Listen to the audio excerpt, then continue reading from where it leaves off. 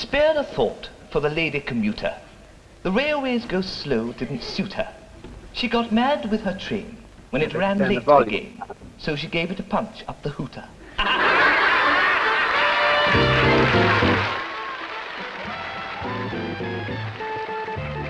Don't want to disturb the other guests in the hotel. Oh, Uncle dear, why cannot we purchase a television set of our very own, so that I may benefit from the daily programs given for children? Well, yes, if you can give me sufficient reasons to justify the expenditure, I would most certainly consider the matter. Thank you, Uncle darling. I'll begin at once.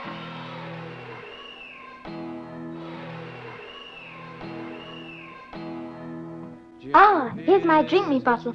I'll have to take a sip if I'm to be small enough to get through the television set. Be careful how you go. It's a strange world you're walking into. Don't worry, Uncle. It couldn't be worse than Wonderland. Well, I shouldn't be too sure of that. Arguably, no television has more impact on us than that we see as children. Going to the fair, said Simple Simon to the pieman. What have you got there? Said the pieman to Simple Simon. Pies, you silly fool. No other programming has come under the same scrutiny as those programs made for children. The complex balance of educating, informing and entertaining has always been at the heart of children's programs. Many of those programmes have not been seen since their original broadcasts, and here we present a selection of excerpts from programmes still surviving in the archives, as well as glimpses into some which have been lost. Excuse me, could you tell me... You're not an actor, are you? No, I work here. Thank goodness.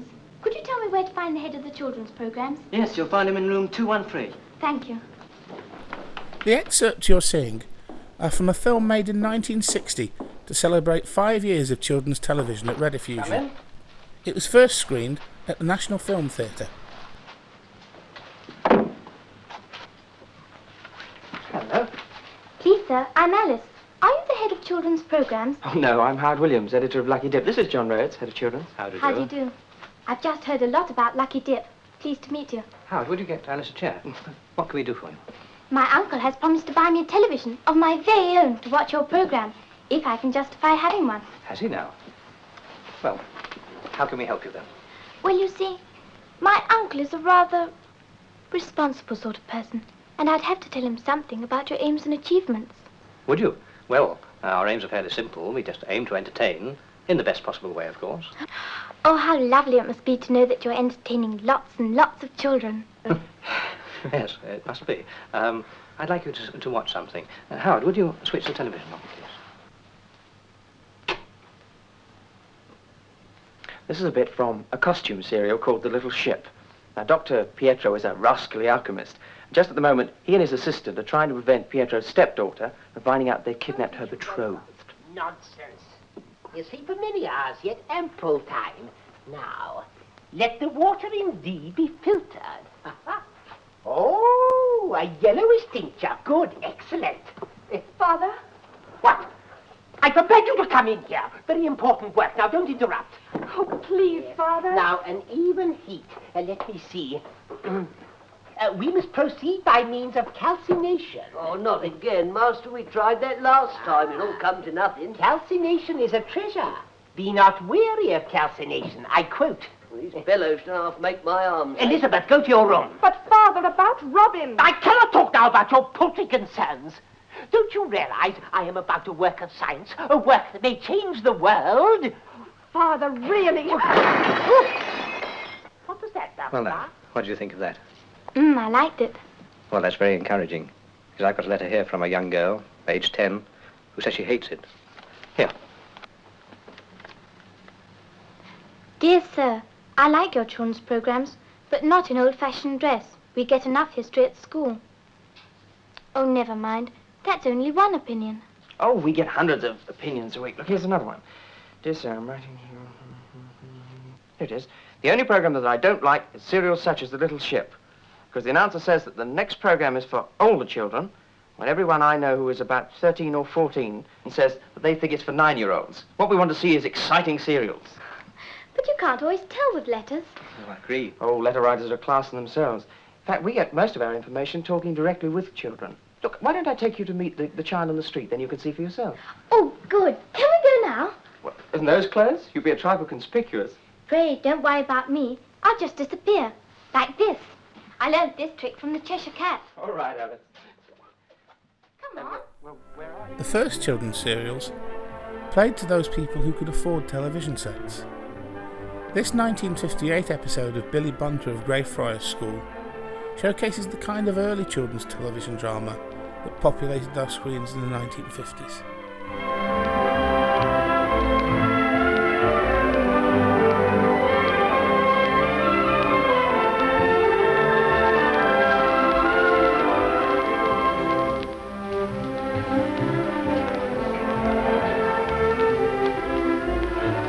Gosling, your tree for Christmas? Yes, sir. Got quite a nice one this year, sir. Yes, excellent.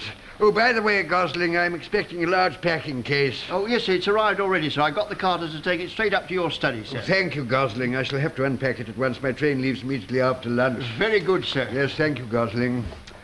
Ah, Bunter. It wasn't me, sir. I haven't been near the larder all day, sir. The larder, pray don't be ridiculous, Bunter. I was about to inquire about your Christmas holidays. I understand your parents are going to be away from home over the holidays. Oh, yes, sir. Oh, then I take it you've already made other arrangements. Oh, I say, sir, you didn't want me to stay with you, did you? Certainly not. The idea is ridiculous. Your father tells me that he hopes you'll be invited to spend Christmas with one of the other boys. Oh, well, sir, you know how popular I am. I expect it'll just be a question of my sorting out which invitation to accept. Indeed, that must be very gratifying, Bunter. Yes. Well, I hope you'll have a good holiday. Thank you, sir. Oh, crikey. I've simply got to get fixed up for Christmas soon. Nobody's asked me yet. Oh, Lord. Wharton. I say, Harry, old chap. Fancy meeting you, Harry. I say, you know what day it is today, don't you, old chap? Yes, I know. Yes? Christmas today, isn't it? Breaking Yes, up? that's Yes, right. I say, Harry, I've had lots of invitations for Christmas, but if you insist, I'll come and stay with... Oh, you beast walking away with a fellow's talking to you. Oh, This episode is one of the few episodes to be retained. Be looking for you everywhere. Early We performances break were up for performed Christmas twice today, you know. live due to the popularity of the series' main character. Blow what? And this episode Hello, Malevola. represents a rare Hello, chance to see Malevola. live children's television drama Bunter, from this period. not gone yet? Yes, sir. I mean, no, sir. Did you tidy up the store in my study? Yes, sir. I mean, no, sir. I mean, I'm just going to, sir. Bunter, go and do so at once. Yes, sir. I trust you will have an enjoyable holiday. Thank you very much, sir. Wretched boy. Oh, Mr. Quelch, sir, your text is here, sir. Ah, thank you, Gosling. You will see about the packing case in my study, won't you? Oh, yes, sir. Bunter's doing it now. Is he, sir? Very good, sir. Well, Merry Christmas. Oh, same to you, sir. Thank you, Gosling. Goodbye, sir. Thank you. Goodbye. Oh. Well, there goes old Quelch. A jolly good thing, too. Shan't tidy up his old straw now, anyway. Gosling can do that. Oh, crikey. Oh, blow Wharton out. Oh, Lord. Wharton asked me to Wharton Lodge for Christmas, and I'm jolly well going. I don't know how. If I try and get in, they'll boot me out. I know they will. If only I could think of some way of getting inside the place. Getting inside,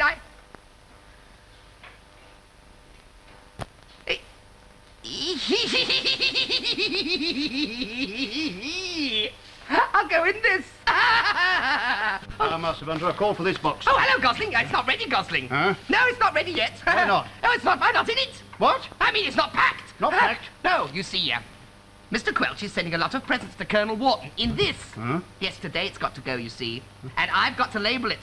But Colonel Wharton, Mr. Quelch never said nothing to me about that. Oh, he probably forgot because he was terribly busy, you know, Gosling. But you've got to do it all the same. And also, he said, would you go and ring up the Carters and ask them to come and fetch this crate today for certain, Gosling, because it's got to get to Colonel Wharton's house today.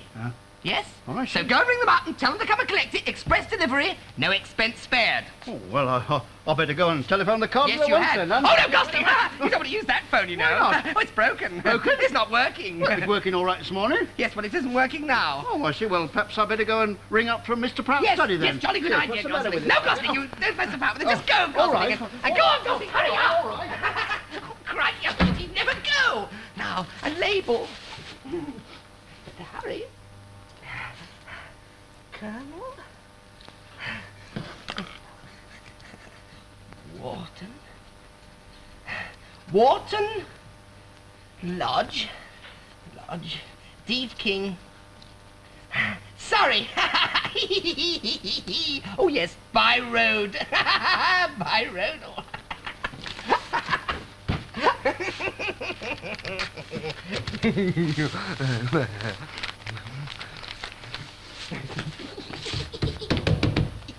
Now the key. The key.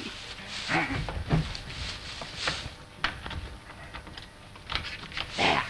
Yes, it'll just about fit me. Here we go. And now for it.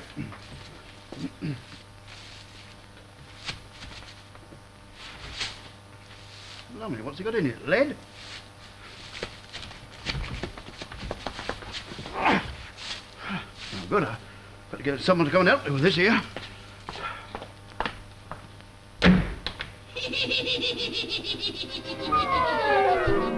It's important to remember that in the early to mid-1950s, televisions were still an expensive item, and for many children, their first encounter with television programmes would have been through the BBC's Schools series, such as this 1958 adaptation of Macbeth, specially prepared and edited for Schools broadcast.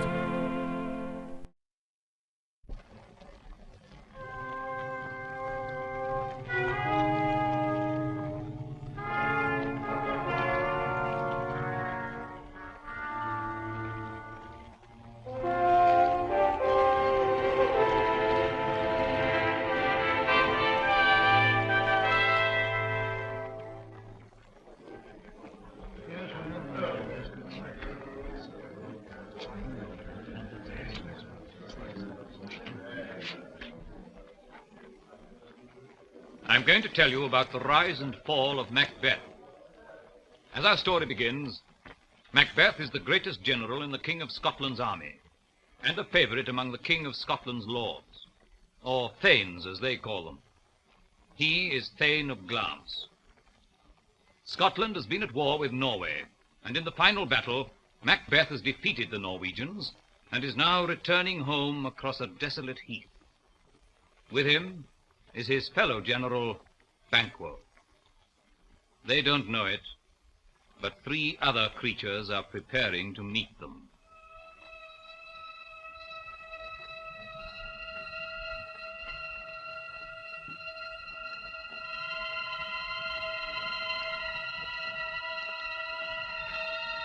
When shall we 3 meet again? In thunder, lightning, or in rain? When the hurly-burly's done, when the battle's lost and won. That will be ere the set of sun. Where the place? Upon the heath, there to meet with Macbeth. Fair is foul. And foul is fair. Hover through the fog and filthy air. A drum, Macbeth doth come. The weird sisters, hand in hand, posters of the sea and land, thus to go about. Thrice to thine, and thrice to mine, and thrice again to make up 9. Peace! The charm's wound up. So foul and fair a day I have not seen. A forest call to forest. What are these? So withered and so wild in their attire that look not like the inhabitants of the earth, and yet are on it. Live you? Or are you aught that man may question? You seem to understand me by each at once her choppy finger laying upon her skinny lip. You should be women, and yet your beards forbid me to interpret that you are so. Speak if you can. All hail Macbeth! What are you? Hail to thee, Thane of Glamis. Hail to thee, Thane of Cawdor.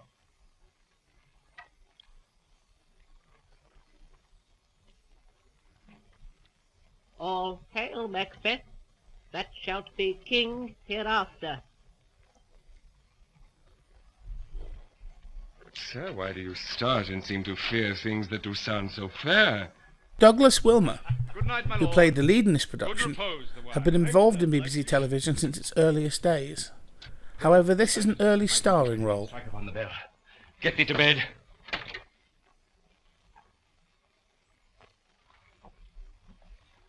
Is this a dagger which I see before me? The handle towards my hand? Come, let me clutch thee. I have thee not, and yet I see thee still.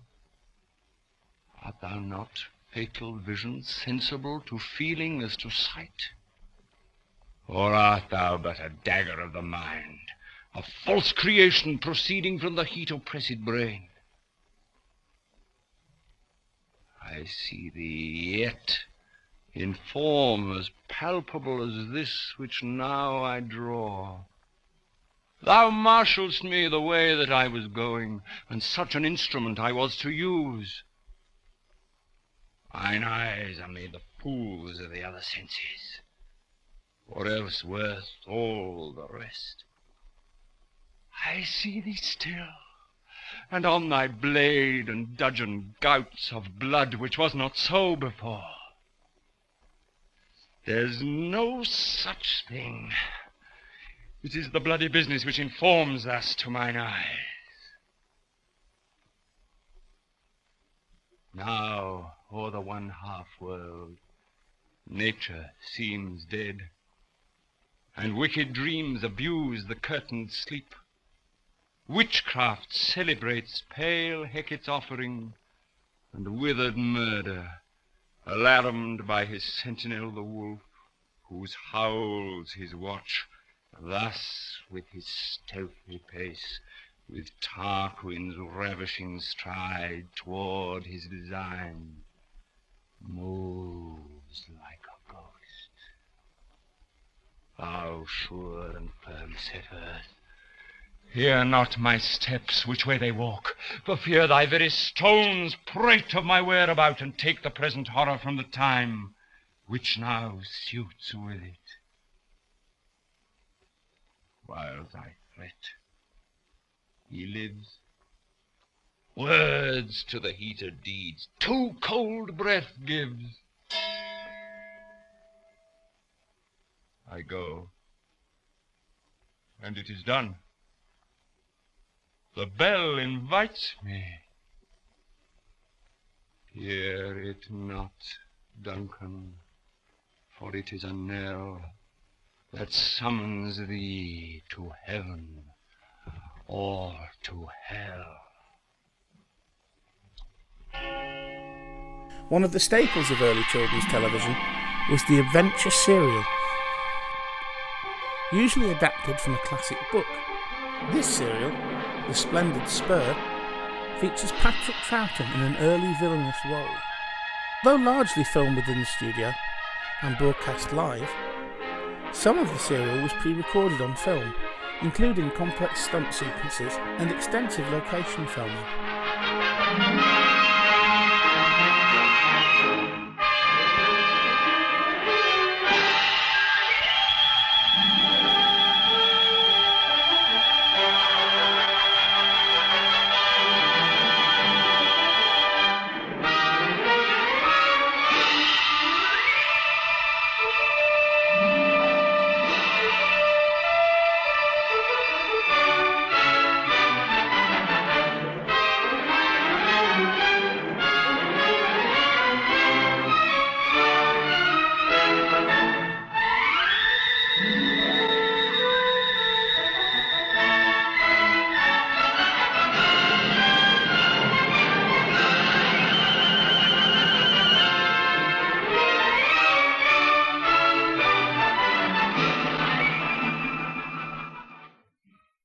Here is the letter, Master Killigrew, which you will deliver to our General, Sir Ralph Hopton, at Bodmin.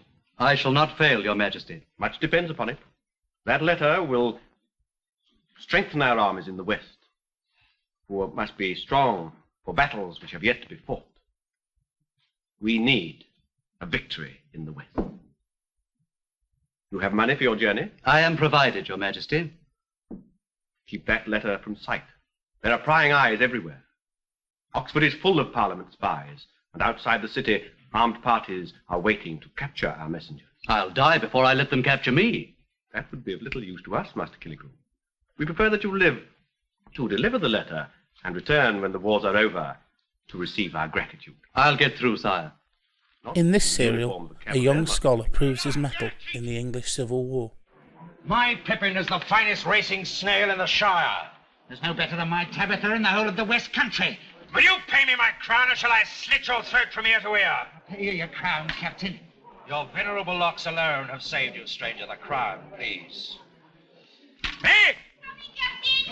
2 quarts of ale for me and my honest friend here. Quick about it.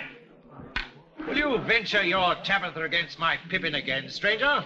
Willingly, if you first honour me with your acquaintance. My name is Luke Settle, captain of the King's Train Band here in Oxford. Have you heard of me? Your name is on every man's lips from the Wash to the Welsh border. How many Roundheads have you slain, Captain? 5 score more. Captain Settle, I knew you when your name was Lucius Higgs.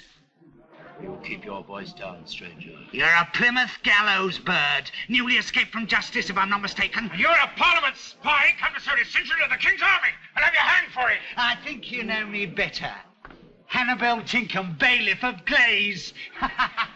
You old rascal! This next section shows how the swashbuckling sequences of the programme were accomplished by cutting from live studio action to film sequences pre-made at Elstree. Rats, do as he bids.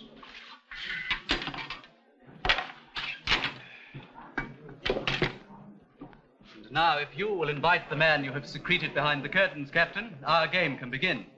I have secreted no man behind the curtain. I say you have. Do you doubt my word? Aye, and your dice too, they're both cogged. Come out, Tinkham!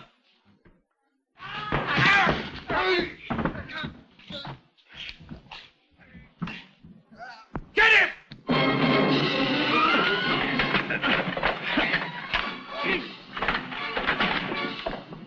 Well done, Jack. You were just in time.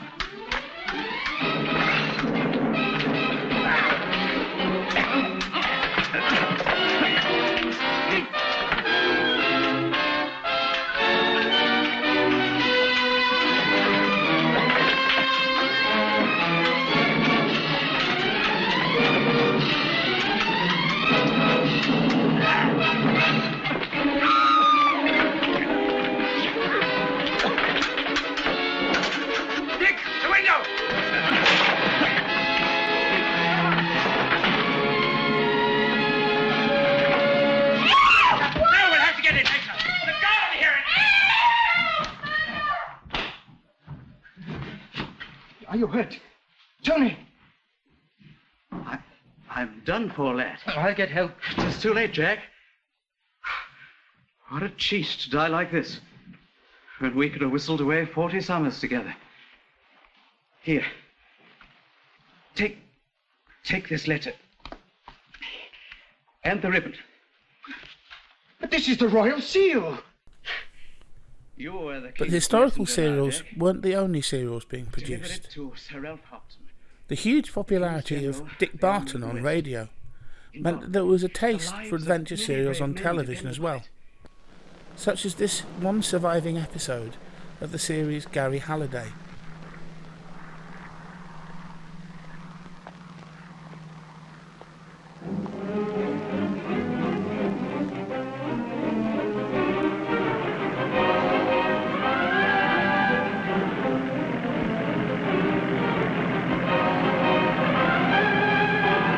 Halliday, owner and chief pilot of the Halliday Charter Company, is up against his old enemy, the Voice, now engaged in a colossal scheme to kidnap 5 world-famous atomic scientists and sell them to the highest bidder.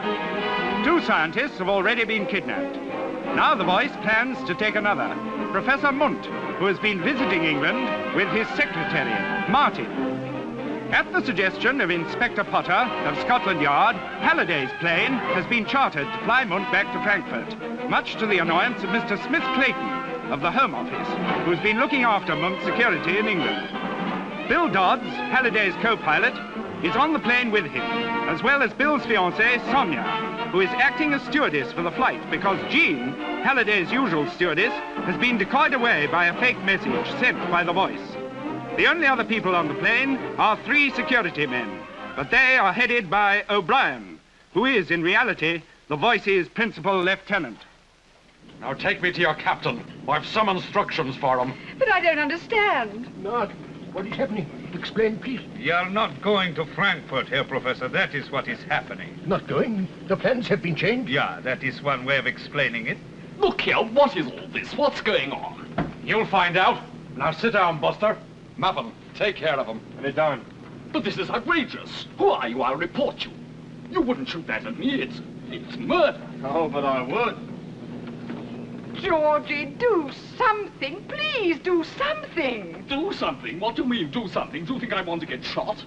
This would never have happened if we'd flown by a regular airline.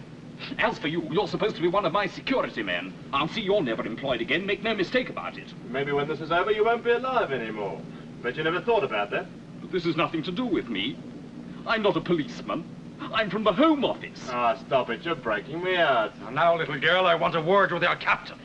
Garry! Ah, it won't do you any good to shout, because if you do, one of these guns will go off. Craig, look after her. Okay. Now, you'll all keep quiet if you know what's good for you. We're going to make a little detour.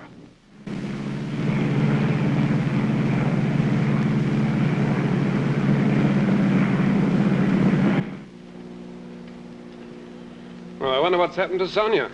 Well, isn't it about time she came up with the coffee? Yeah, it's not exactly espresso, is it? You know, I'll be glad when this is all over, Bill. It's no joke having a man like Munt as your private responsibility. Sir, I must say, it's the first time I've ever felt really safe in one of these little runarounds with the voice. How do you mean, safe? Well, I mean, he's not going to blow the aeroplane up this time or anything, is he? I mean, after all, if he wants old Munt at all, he wants him alive, doesn't he? It stands to reason. Oh, excuse me, gentlemen. I say you can't come in here. Yes, but this is an emergency. My name is O'Brien, and I have a message for you from Dr. Munt. He doesn't want to go to Frankfurt. Here's your new course. Well? This isn't a recognized flight channel. Well, those are your orders. I'm afraid I can't accept them. All right, stay where you are. Alter course, please, Captain Halliday. And if I don't? You don't have much choice. Look, I don't know who you are or what your game is, but I'd advise you to think again. There are 3 security men in the passenger cabin. Very funny, Captain. Yeah, Gary is one of them. One of the security men. I mean, at least he was when he got on the plane, so that means the security men are not security men. Now, Mr. Smith-Clayton certainly did a great job. Yes, but I wouldn't rely on him if I were you. Just now, he's behaving more like a piece of jelly than a responsible official from the Home Office. And I think that old Sonia once hit him over the head with a champagne bottle. He just wasn't worthy of it. And now, shall we get on? Look, I want to know what's going on back there. Put her on automatic, Bill. We'll go and take a look.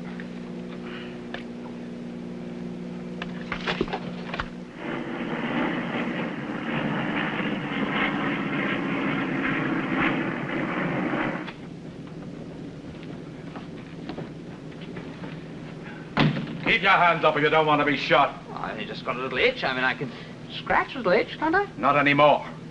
Well, Captain Halliday, do you believe me now? Sonia, are you all right? Yes, I'm all right, darling. Really, I am. A rather gruesome chap pointing a gun at me, but I am all right, so don't go doing anything heroic, will you? Because I don't think I could bear it just now. I don't know. I mean, are we going to do anything heroic, Gary? I must say I can't think of anything just at the moment. Cowards? Oh, I say. Yes, you are. You're both cowards. You got us into this mess, and now you're too jolly cowardly to do anything about it. I must say, it's a bit much coming from you. You've got to get me out of this.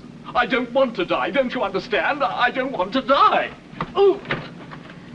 Something in what he says, Bill. Yeah, do you think so? You. Supposing we make trouble for you. What happens then? Then you'll be shot. Both of us? That's right. Well, that'll make things a little difficult for you.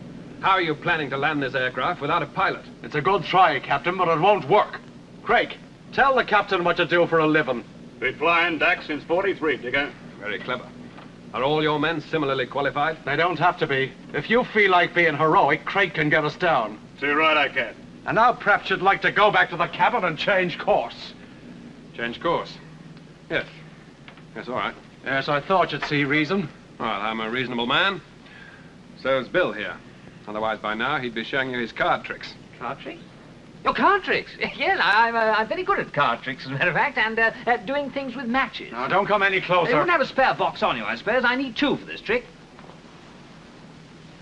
Oh, just an ordinary box of matches. I'm warning you. Don't shoot, you fool. You've got Craig. Too late, O'Brien.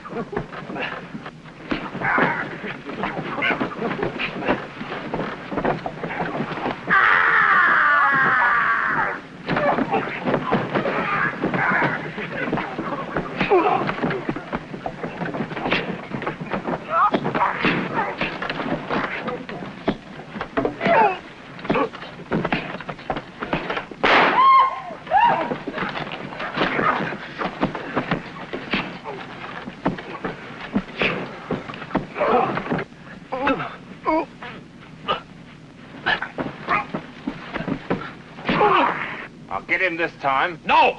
There's no one to fly the plane.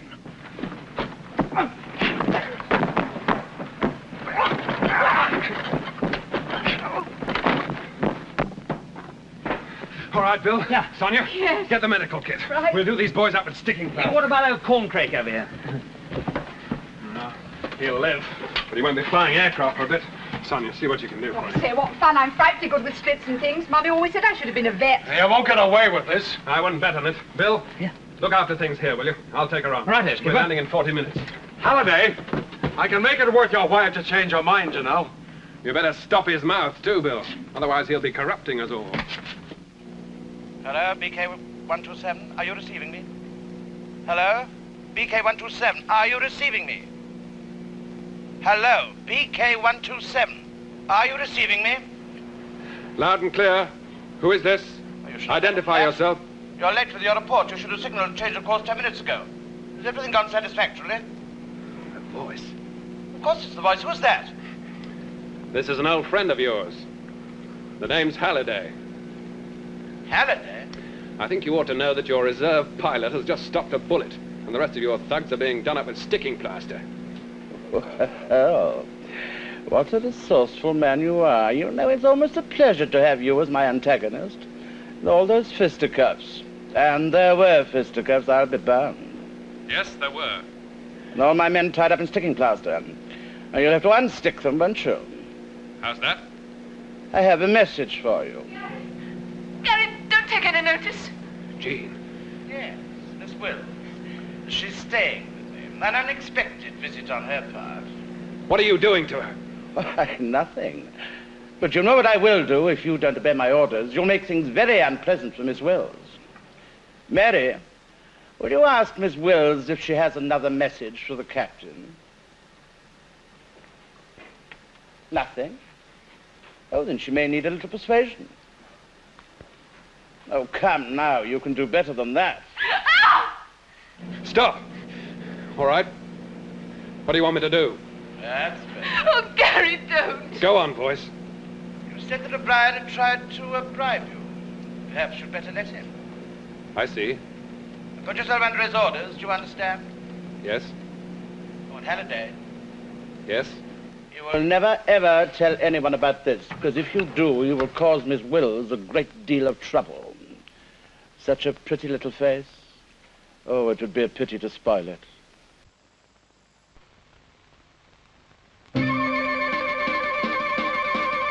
Not to be outdone in the aviation Jeopardy stakes, Granada Television took on Biggles. Hotel Quebec to Charlie Foxtrot. Do you hear me? Over. Charlie Foxtrot, Hotel Quebec, hearing you loud and clear. What's it like down there? Over. It's pretty muddy on the field. You better use the landing pad. Over. Roger. Just a minute, 30 wants a word. A simple offense, Ginger, old boy. Please lay on 2 substantial portions of steak and chips. I say again, please lay on, I spell, 2, Sierra Tango Echo Alpha Kilo, Alpha November Delta, Charlie Hotel, India Papa Sierra. Thank you, I got it right. Over. Roger. Anything else? Over. No, nothing else. Runway ahead. Over and out. Not my old friend Inspector Gaskin, surely. Hello, Biggles. Well, strange as it may seem, your old friend Inspector Gaskin is waiting. That's what I've come to see you about. Finding it too much for you, old boy? Look, if Lord Percy Lissy would just keep a little serious for a moment. Yes, by all means. Before we get down to cases, Inspector, Ginger, you laid on the grub? No, I laid the steak on half an hour before Bertie asked for it. Good boy, shows promise. Let's go along the canteen, Inspector. You can tell me what's on your mind. Rather have a little more privacy if it's all the same to you. All right, just you wish. Ginger, go along the canteen.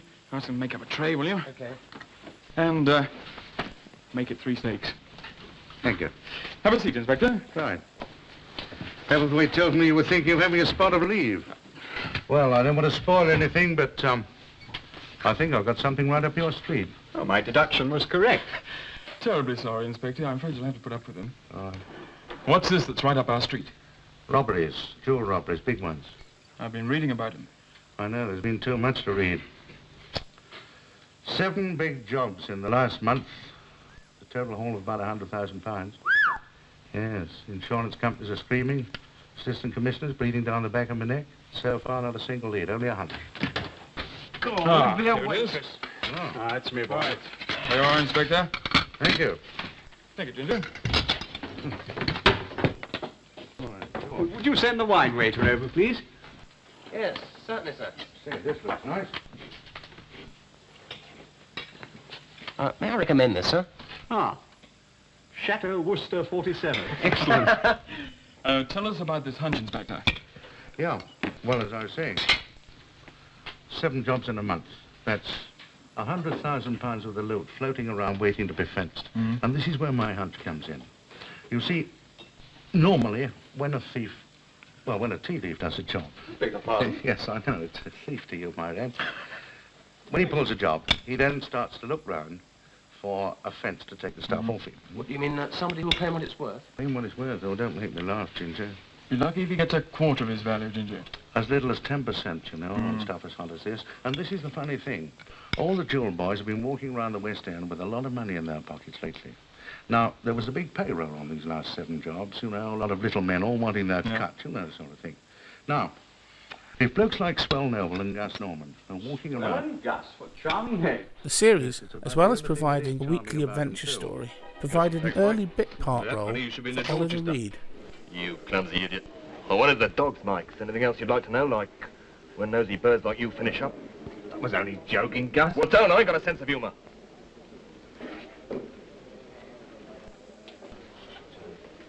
You know, a little bird's been singing to me. What about? Well, this little bird told me that a very neat little job was pulled in Portman Square today in broad daylight. A very neat little job indeed. Now, how'd you manage it, Gus? What are you talking about? About £8,000 worth of sparklers. 8,000? Is this on the level? Now, come on, Gus. I got this straight. Well, look, Sweller, I'm telling you, I know nothing about this job, see? You know practically everything that goes on in the smoke, but, as I see it, Swell, me old China, you might be trying to do a little private work on your own account. Double-cross the boss, don't be silly. Well, if it wasn't you, it ain't me. It wasn't me, neither. Shut up. There must be a new boy in town. Yes, it certainly looks like it. If so, the boss is going to be interested. Very interested indeed.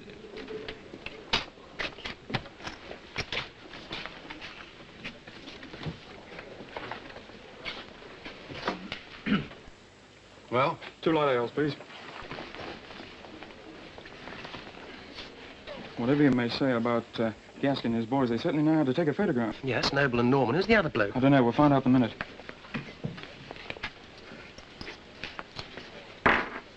Thanks.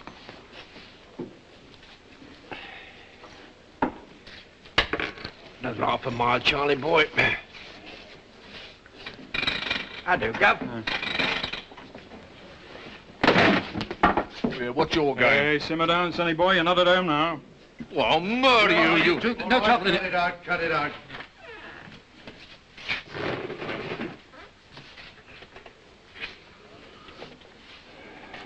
What's this, murder in the Red Barn? Oh. A new member of the cast. I thought I told you to stay out of my parish walls. It stopped being a free country, then. A lot of layabouts like you try to make too free with it. I thought I might catch you in a dump like this. Come over here, I want to talk to you.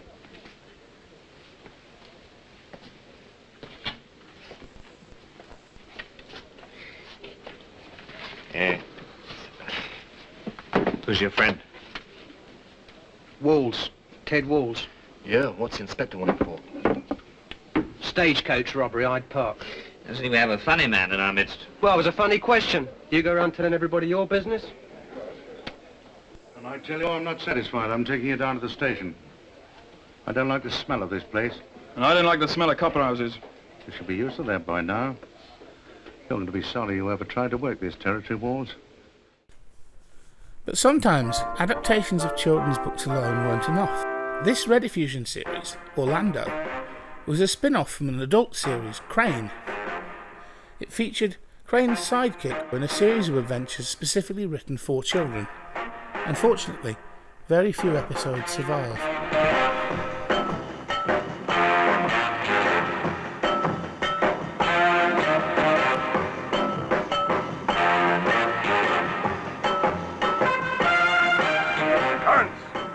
I warned him, I told him.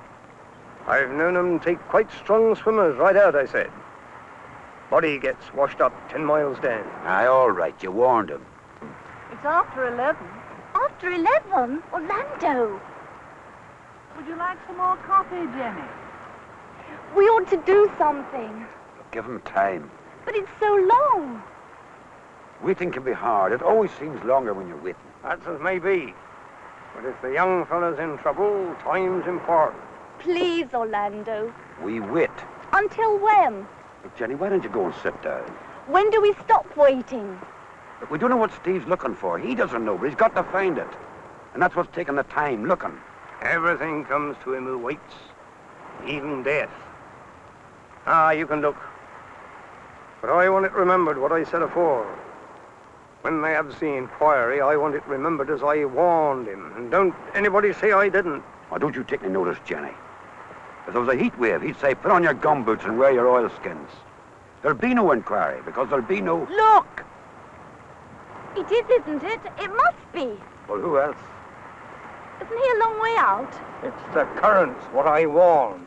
Can't be. Current doesn't pull that way, not according to what you said. He's swimming away from us. Steve! Steve!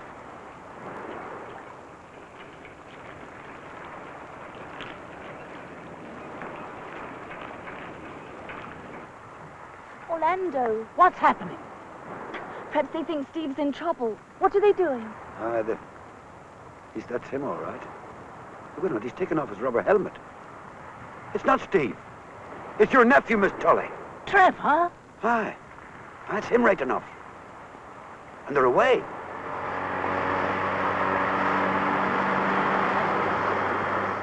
George, go and get help, quick. What are we supposed to do? Just wait? Give us a hand with this thing. You can't go down there. You don't know what might happen. Look, Steve's in trouble, and it must be serious trouble. I can't just sit around here twiddling my thumbs waiting for help. There'll be at least half an hour. Oh, please, Orlando, don't. Let me go. I'm a better swimmer. I may be, but I've got the strength, and that's what'll count in that current. Now, don't let's have any arguing. I'm going. I'll have it developed in an hour. Another one of those silly rhymes. No, I can't. Well, you don't think I was going to stand around there and learn it, do you? No, it didn't go smoothly. I bumped into that Morgan bloke. I think I may have killed him. Yeah, well, I am worried. I don't want to be involved in it. All right. As soon as I can. Give me an hour. Now we know for certain, don't we? Know what? About your nephew. That he's against us. That he may have... Yes? Nothing. Please? That he may have killed his uncle. Isn't that what you were going to say? I'm sorry. Mr. O'Connor, he thinks that too, doesn't he? Suspects. I don't. I can't. Of course not. Oh, you mean because I'm his aunt? Well, you're right, but it isn't only that. You see, I know him. Oh, yes, I do. Oh, he's wild sometimes. He's done some foolish things, but killing, no, never. Then why is he against us? And what's he done to Steve? Look, you're his aunt, so why should he... And why isn't he helping you? Us! I don't know. Then there's what Commander Tully wrote in his diary. He said that Trevor had... Where is it? The diary? In a desk in the stateroom. We ought to have it. Here? Of course. The next clue might refer to something in the diary. Or the diary might help us in some way. Well, we don't know, and time's important. Trevor must be way ahead by now. I'm going to fetch it. Have you got the key? It's not locked. Not locked? Jenny, oughtn't you to stay here? Bye, Miss Tully. Jenny! Bye!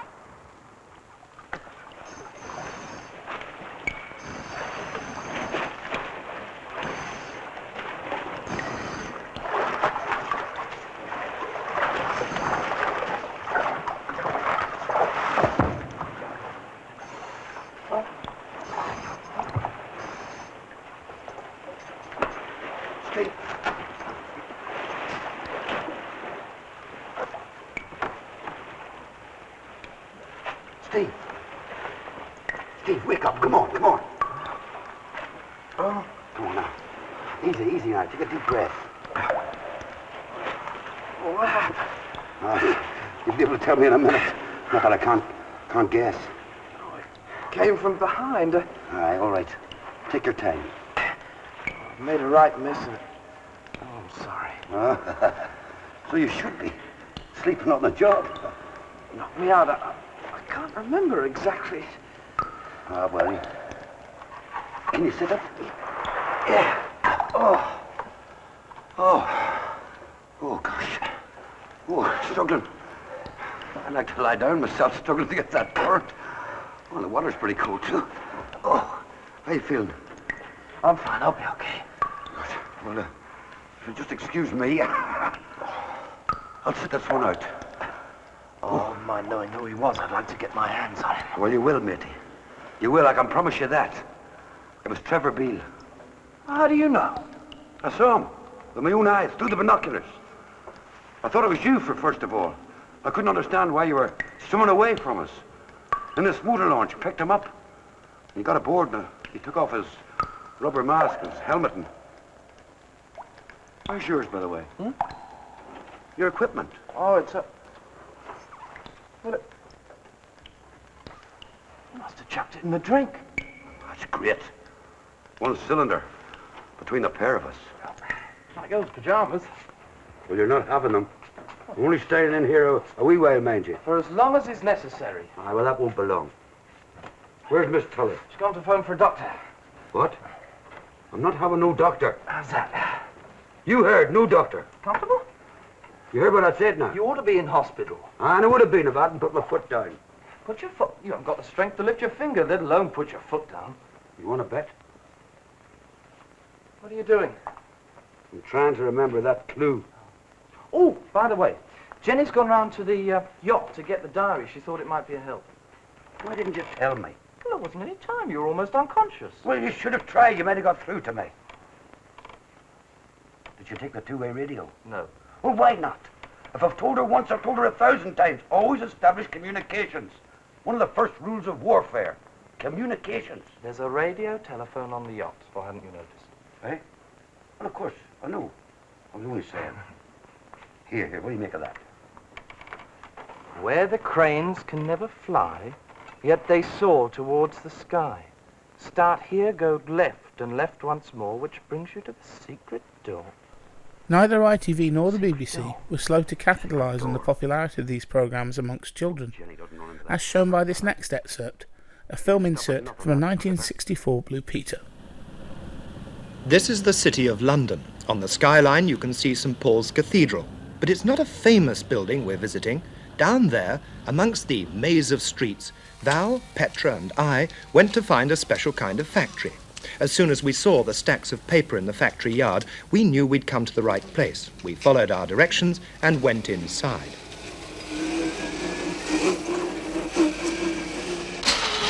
And this is what we'd come to see, the final stages in the making of a book, a very exciting one for us.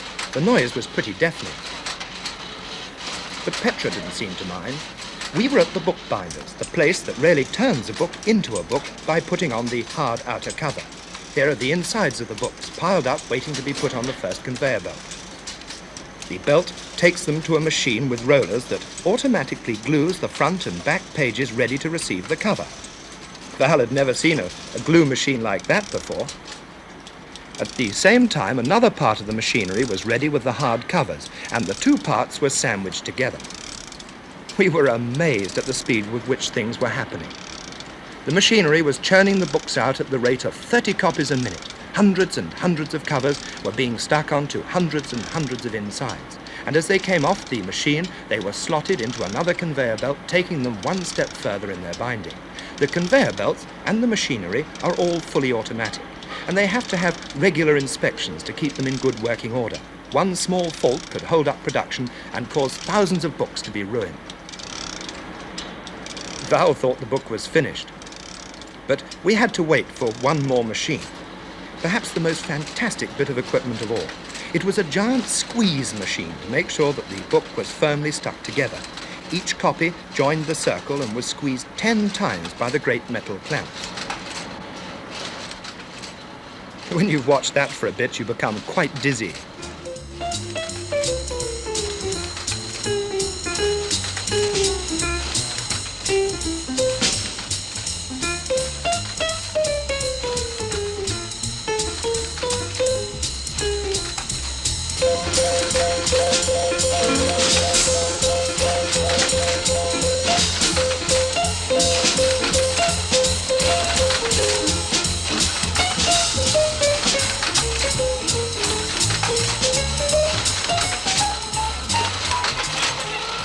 And here they are, the first books to be finished. They travel along their last conveyor belt for a quick inspection to make sure each copy is perfect.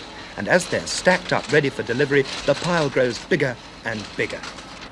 Now that the books are finished, it's all right to collect copies for Val and myself. We certainly hadn't realized that finishing off a book was so complicated. Petra seemed to recognize herself immediately, and we all settled down for a good read. But not all of these series met with adult approval. This next excerpt shows a debate on the continued worry of violence in children's programming. This is a kind of synthetic fantasy of violence. I wonder what some of our viewers feel about that. Dowager Lady Birdwood. I think if you remember that the Society for Mentally Handicapped Children is appealing daily almost for funds to do their work, and that they are repeating all the time, Mr. Mitchell, that there are more and more of these children requiring attention. I would say that anything that is likely to scare a child or to undermine it mentally is a bad thing, and even if it's in the realm of fantasy, I think it's a mistake. In a way, what you're asking to do is to ban all kinds of violence, fantasy violence, even the Tom and Jerry cartoon kind of thing. I think that many of the Walt Disney films are extremely violent. They're extremely sadistic. And I would have said that you could replace it with something which was lively, exhilarating, and was not sadistic and was not violent.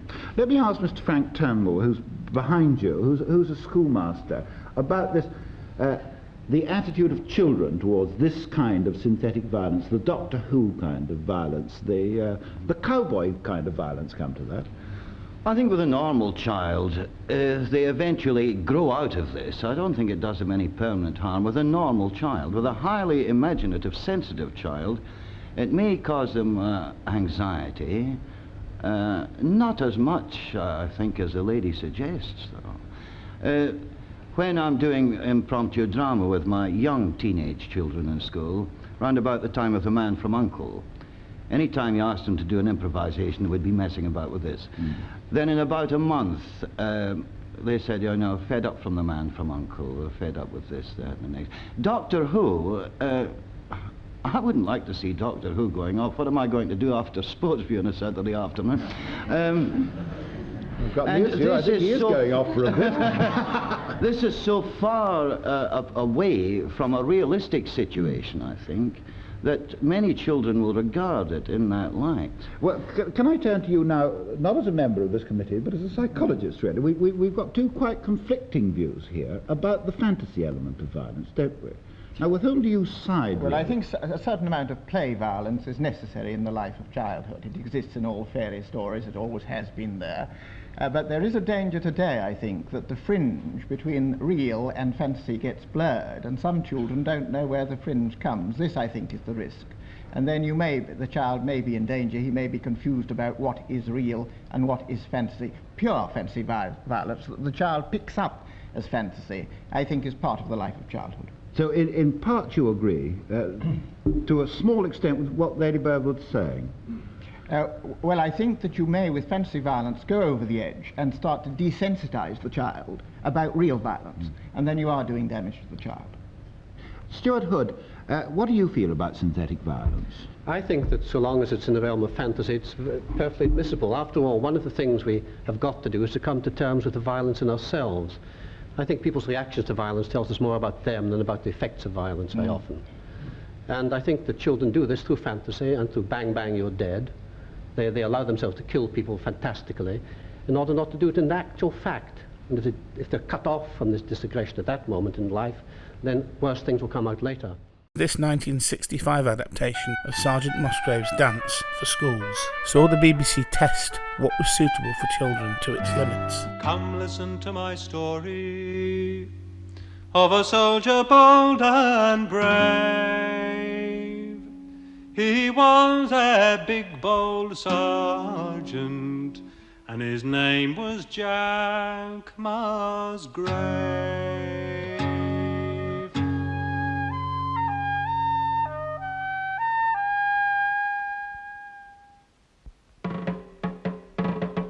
One day the Queen of England said it's a fine life out of doors. Go over the seas and fight, me lad, me royal foreign wars.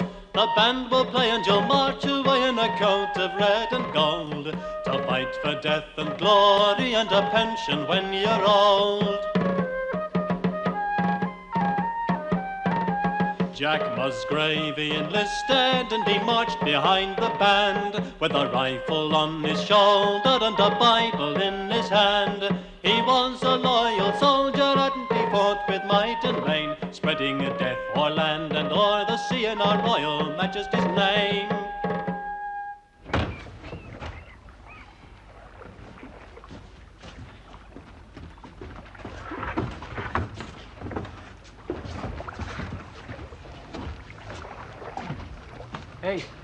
Hey, I thought I heard him laugh. Steady, boy, and lend a hand. Oh, steady yourself, you crumbling old fool. He might laugh, who knows? Make a rattle in any road. Might you, Billy boy? You heard what he said out your mouth. Now, don't you be nervous, lad. That's not for you to be nervous. No, you neither, lad. Easy now. That's the lot, Sergeant. Any news? No.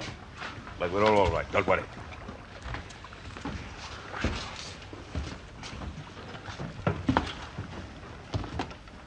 I say you, Baji.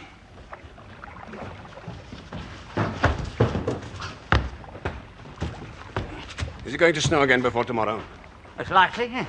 There's ice covered in the water, too. Give it another day and this canal will be closed. It's your first trip to the coal mining town, Sergeant? It is. Oh, it's bitter and bleak they are. Full of hungry men. On strike. If you're used to a full belly, you'll need it when you get there. It's not material. A soldier has his duty. A soldier's duty is a soldier's life. Right, lads, in a way.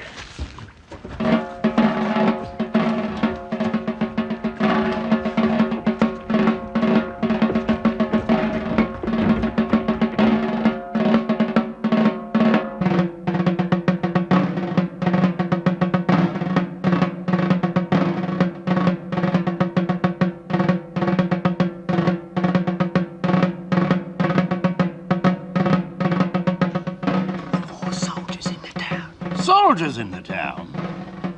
I think we can use them. Temporary solution. But it'll do. We've got a strike on our hands.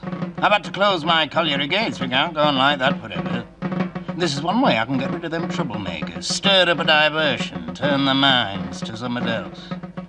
The Queen's got wars abroad. She wants soldiers. All right. Beat the drums right round the town. Put down £1 over and above the sergeant's shilling. Give them pitmen redcoats and flags and drums and fifes and glory, and get the sergeant to recruit up them troublemakers and ship them overseas. I think we can use them soldiers.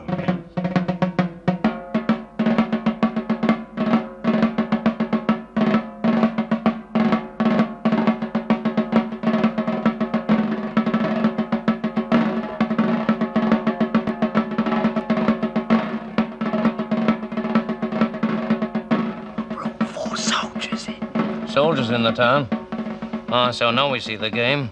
Coal owners are worried, are they? When the union's strong, turn out the redcoats. It's bullets against pickhandles. Shoot up the strikers. Well, we'll not worry. These streets is our streets. We've held 2 months and we'll hold out longer. Pitmen have won battles against soldiers of 4 now, you know, and there are more on us than redcoats. We'll not be talked to by any red lobsters. We'll fight.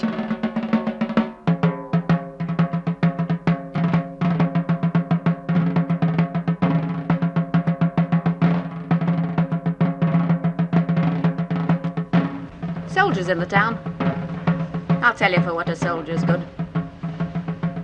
To march behind his roaring drums, shout to us all, here I come, I've killed as many as I could. I'm stamping into your fat town from the war and to the war, and every girl can be my whore. Just watch me lay them squealing down. And that's what he does.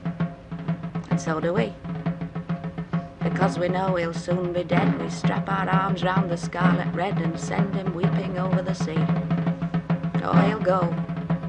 And a long, long way. Before he goes, we'll make him pay between the night and the next cold day. All right. You're the sergeant. All right, you tell us what to do. Well, then, we'll sit down. It'll be easy. It's cool between these two of them. But it's private. Now, you can open your lugs and you can listen. First, there was talk of danger. Well, I never heard of no danger yet that wasn't comparative. Think. The roads are closed. The water's frozen. The telegraph wires are down with snow. We came here safe, and safe we still are. The winter's giving us 1 day, 2 days even, to do what we have to. Sergeant.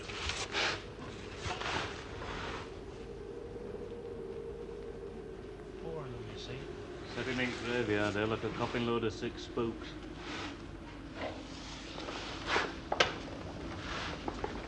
Which one's the sergeant? Talk to me. Aye, and I will too. We're the Union at this colliery, and we're strong. When we say strike, we strike. All ends on us. That's fists and it's pickeffs, it's stones and it's feet. When you work on the coal seam, you carry iron on your clogs. See? And you fight for your life when it's needed. So do some others of us. Oh, no, Lobster. You fight for pay. You go sailing on what you call punitive expeditions against what you call rebels, and you shoot men down in the streets. Well, not here. These streets is our streets. Anything else? No. Not for this evening. Just so's you know, that's all. Wait a minute. Who told you we'd come to break the strike? Nobody told us. You don't need to be told. You see a strike, you see soldiers. There's only one reason. Not this time there isn't. We haven't been sent for. Get away Now, with I'm in Mrs. Hitchcock's bar tonight. Until such time as she closes it, there'll be my money on the counter. And if you want to know what I'm doing here, you can come along and see. Now, I speak fair. You take it fair, right? No, Johnny Clever, it's not right. These streets are our streets, so you learn a warning. Come on, leave them be. We know what they're after. All right, lads. Come on.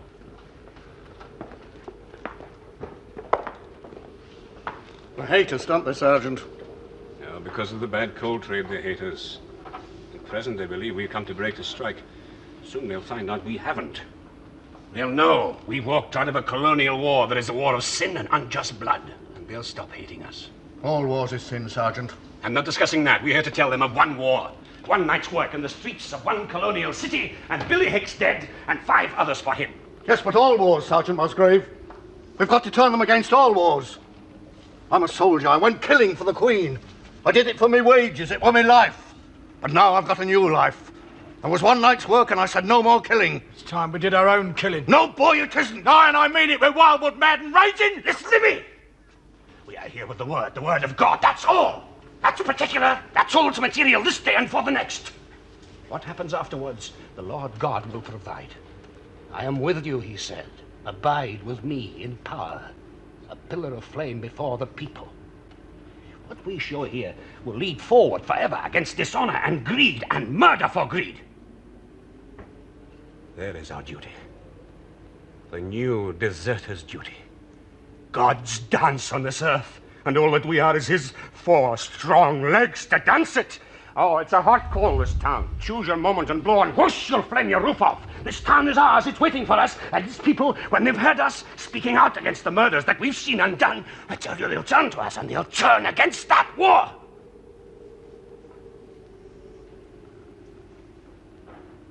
That'll do. It's getting dark. We'll go in. Now, we'll let them be buying drinks and so on in the public tonight. I don't want to see any of you with any more than you can hold. When there's danger, there's temptation. So keep it gay, but sober. That's all. Off you go. Take them in. All right, smartly then. Remember, we're supposed to be recruiting. Attention! By the front, quick march! Left, right, left, right, left, right, left, right, left, right, left, right, left, right, left.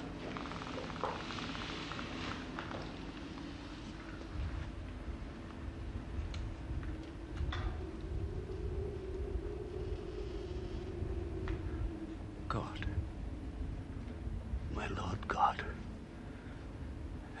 have you not delivered this town into my hands? All my life a soldier, I've made you prayers and I made them straight.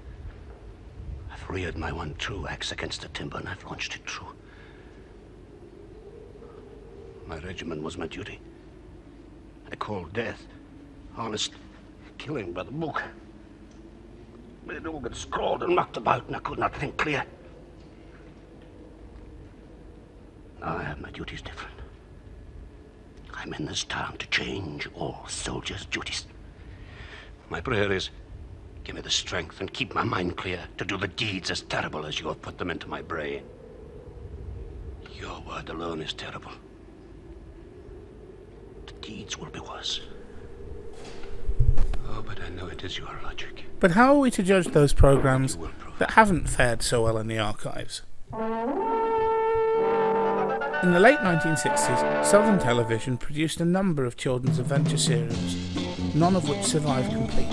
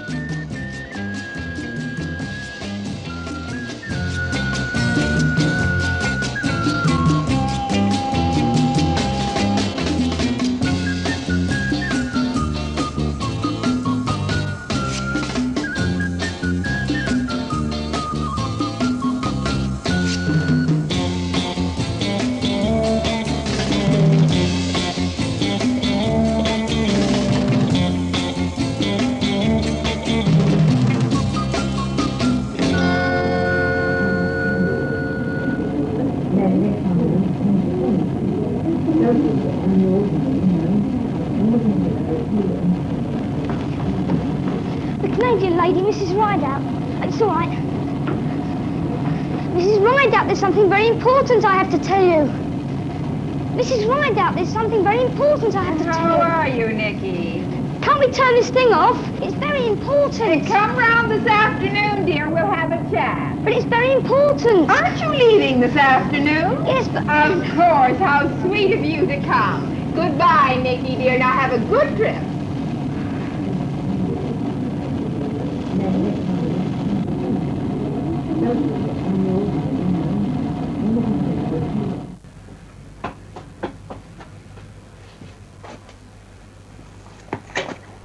This first series, Danger Island, set in Spain, was largely shot at Port Merion, a site very shortly afterwards to become forever associated with The Prisoner.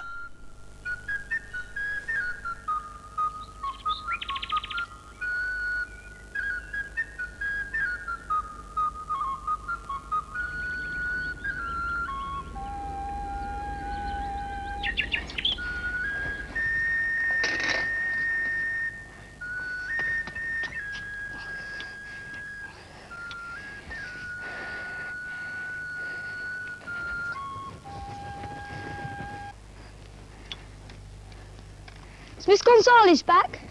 Yes. Come. Thank you. Sadly, all that survives for this serial are the filmed inserts. No studio material has yet been found.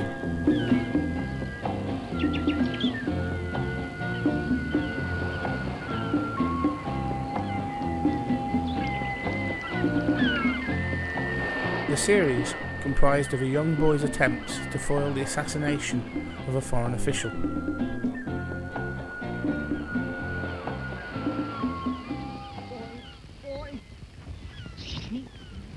You'd better stay in the villa until it's time to go up. All right. I'll get rid of Anna and give her the rest of the day off. For the President's visit. We'd better get in touch with Molina. Warn him. Yes. Yes, I'll phone right away, as soon as we go in.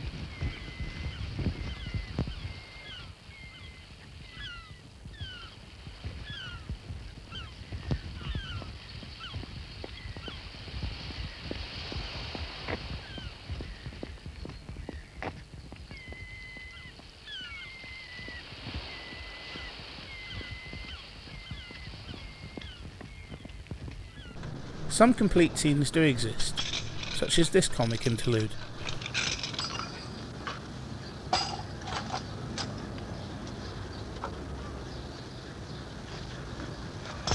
I would race this car. Then you'd be a fool, young man, because as I've told you, there's something seriously wrong with it. It's not so much the car, it's the way you attack it. I'm an excellent driver. It was an excellent car. It jerks. You just have to be patient with it. Take your time. But I haven't got time. I'm in a hurry. There's work to be done. Perhaps we should try one of your other cars. Oh, no. Let's just wreck this one first. One at a time. It's probably something to do with the way you work the gear shift. That's what I keep trying to tell you. It doesn't work. Well, shall we try it just once more?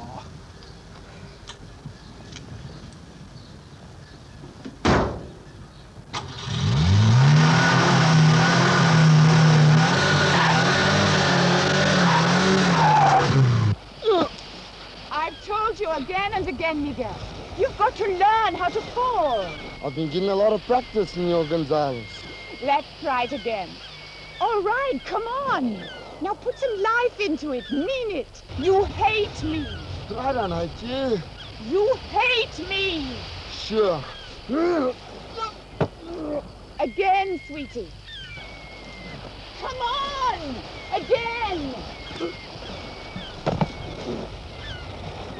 Again.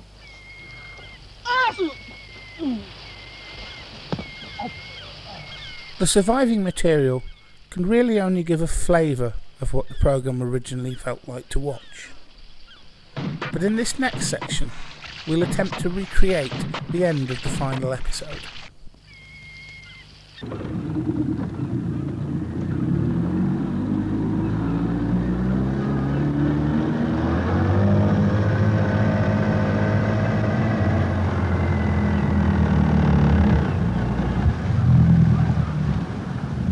Inspector Molina, sir. Welcome home, sir. No fuss, Inspector. Understood? We understand perfectly, sir. Will you excuse me a moment, please, sir?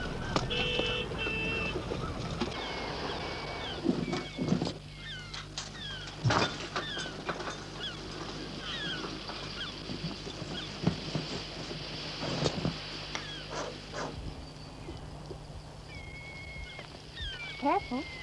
You'll fall and hurt yourself. What do you want? You. Come along, little boy.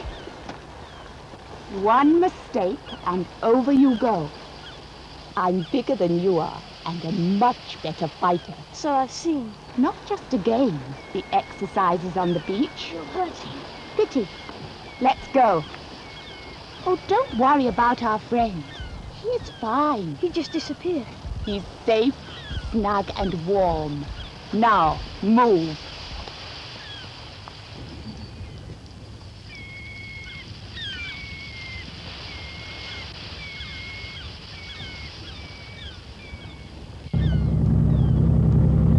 I thought we were going to be late getting underway. I should have hated to disappoint you. We were to run this trip right on schedule. Who was that woman in the dinghy? Just a tourist. They're all crazy, you know. Are you sure about her? Oh, positive. She comes here every year, always up to something. Probably bored to death, too much money, nothing to do, a widow. Well, it doesn't matter now. We're rid of her. Yes.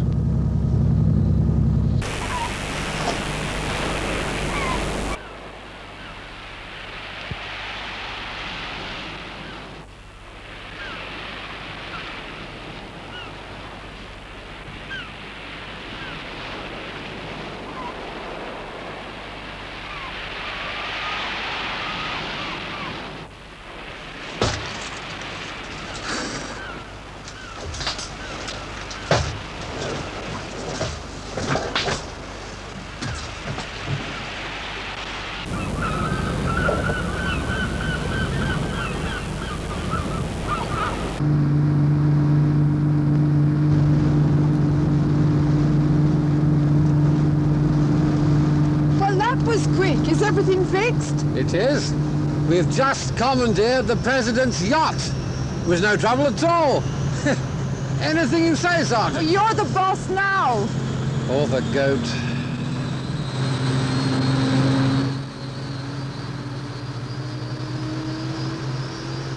We'll soon catch them. I like a man who travels fast, Inspector.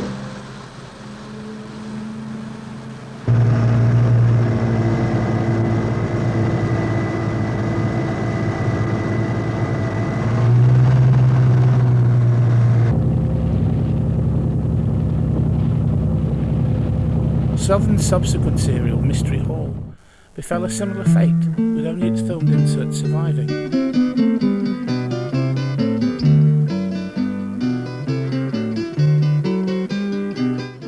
But thankfully, we have original star Mark Kaleino to reminisce about the production of the series. It was my first big part. It was like a big break, and I was 12, so we're talking about 1967. John Braben, I think, was directing it. Very nice man. Hilary Mason was the first one who met me at the train. And then later she turned up in Don't Look Now. And she played this clairvoyant, the woman who's like channeling the dead child for Julie Christie. And I thought, wow, I know Hilary Mason. Yeah, I worked with her, you know. Are you Mrs. Blake Clangton? I thought you must be. I'm Mrs. Thompson. Mrs. Blake Clanton's had to go away on business. I see. I'm the housekeeper at Cantry Hall. Is this all your luggage? No, this is my assistant. Hold him a moment whilst I fetch my case. Yes, but Jimmy, I've got it. What is it? It's Solo. We go everywhere together. After all, you can never tell when an urgent message might come through. Solo? What message? Were you expecting one? Who knows? It's better to be safe. I mean, if Interpol or the FBI needed us, I'd have to have him with me. What on earth are you talking about? An agent must always be ready. Solo knows that. Without him, I could never have solved the case of the missing rocket passengers. Oh, you're just talking rubbish. What is Solo? A ferret? Of course not. And I remember the cat, of course. And the cat was doped up most of the time. So, because it's like very pliable and easy to manage, you know. But I was nuts about this TV series at the time called The Man from U.N.C.L.E. Don't worry. Everyone likes Solo. And so they asked me, what do you want to call the cat? Because they wanted like something kind of a relationship with me. And I thought, oh, Napoleon Solo. So we named the cat Solo. I mean, most of it, the location work was really auxiliary. It was just kind of supplementary to the story. No, a lot of it, most of it was the studio. And of course, I understand that got wiped. Because obviously they wiped the tapes in those days to make room for other shows. Yes, there's a signpost about 2 miles on. You can't miss it, it's on the left. Look, we're going there too, so if you give us a lift, we'll show you.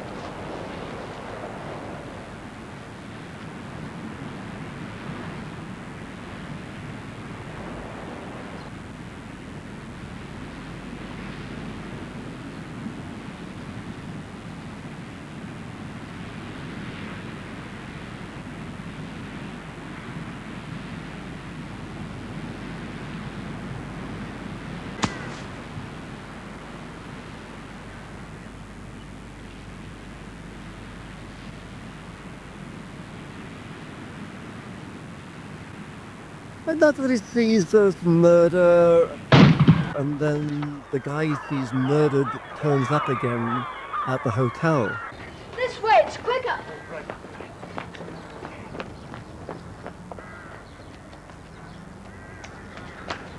And he tries to tell everybody, wait a minute, I've just seen this guy murdered.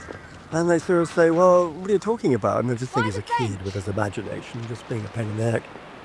And so they don't believe him.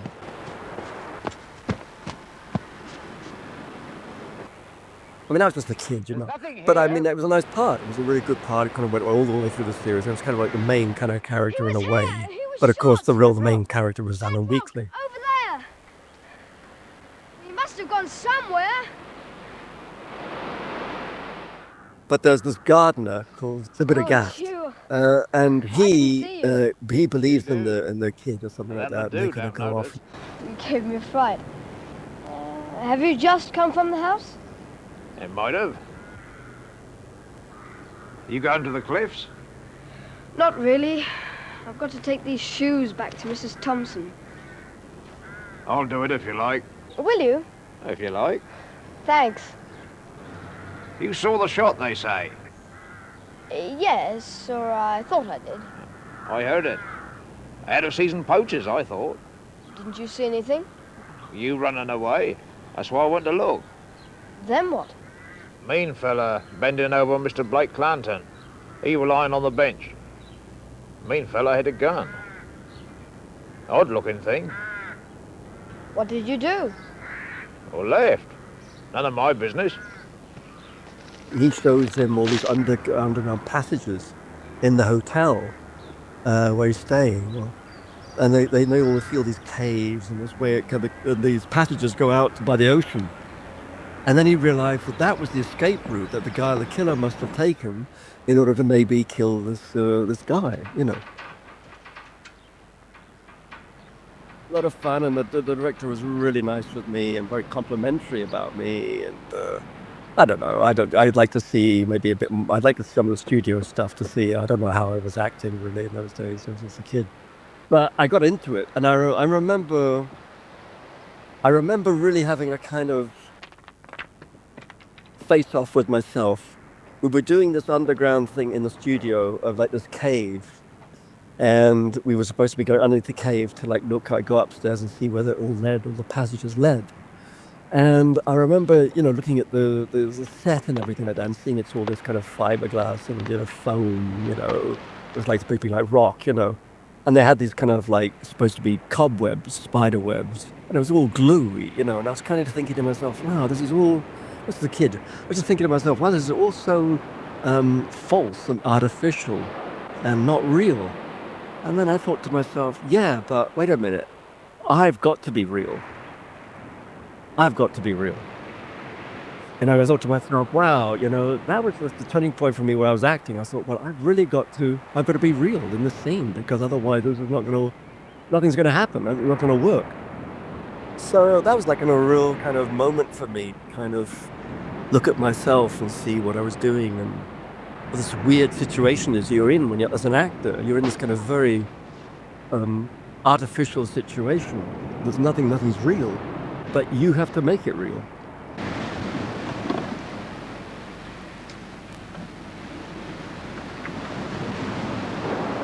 Ew, what a waste of time.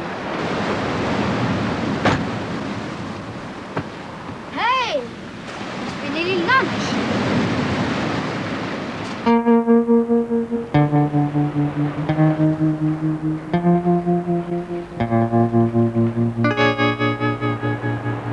Tide must have come in. But it was a wonderful experience, and Alan Weekly was I remember him, of course, from Robin Hood, Sheriff of Nottingham, and the villain, and he was such a sweet guy, such a really nice guy.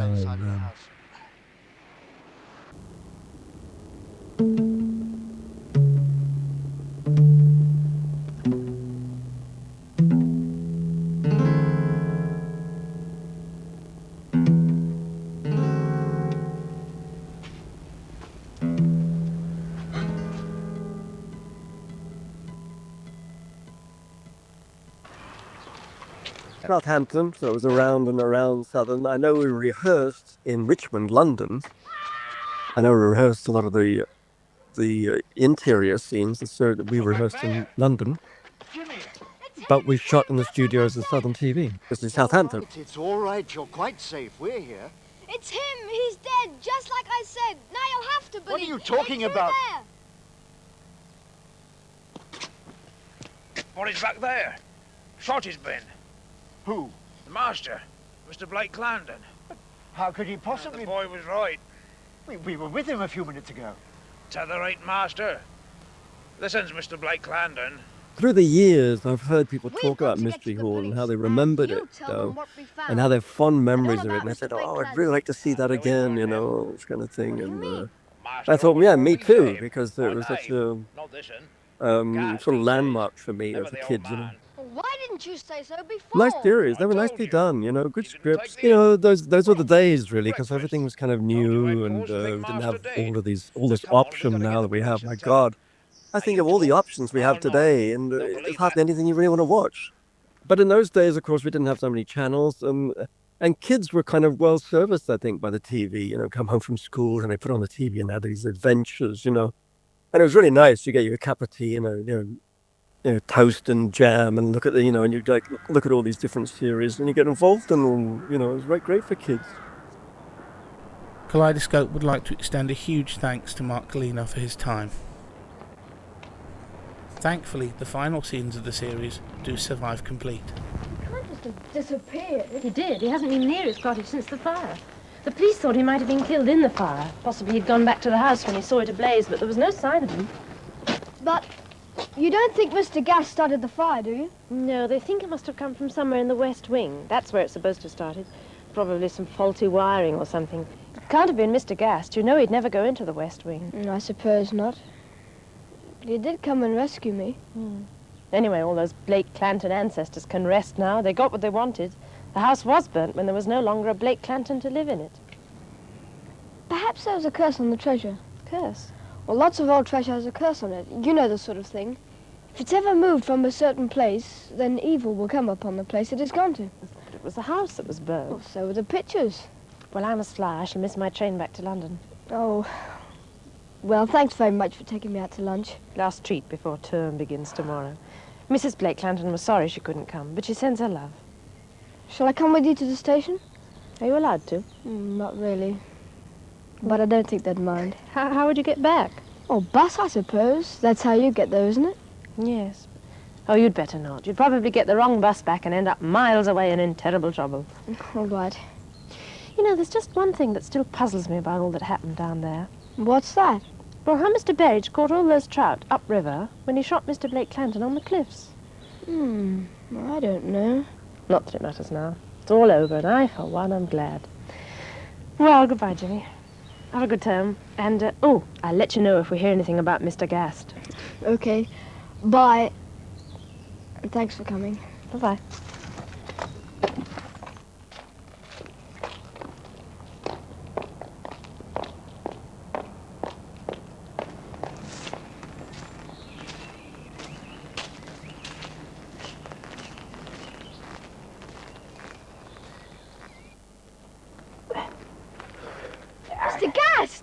Boy, you mustn't use that name. You never know who might be listening. But Mr... Mr. Zeb's the name now. Mr. Zeb. And remember, you've never seen me before. But why? What are you doing here? Working, of course. No work left at Country Hall. But why? What happened? Did you see the fire? A terrible one you are for questions. All this was. I've come and I'm here, and that's all there is to it. Now remember, you've never seen me before, and the name's Zeb. Yeah, better not be seen talking. People might get suspicious.